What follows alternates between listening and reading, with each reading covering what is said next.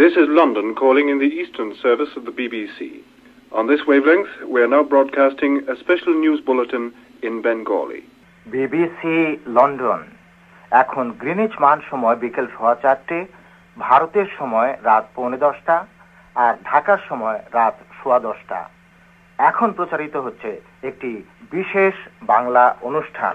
পূর্ব পাকিস্তানে প্রকৃতপক্ষে যুদ্ধ শেষ হয়েছে। ঢাকায় এক আত্মসমর্পণ চুক্তি স্বাক্ষরিত হয়েছে বলে ভারতীয়রা জানিয়েছে। তবে পশ্চিম পাকিস্তানে এক বেতার ভাষণে প্রেসিডেন্ট ইয়াহিয়া খান বলেন যে সাময়িক পরাজয়ের অর্থ যুদ্ধে পরাজয় নয়।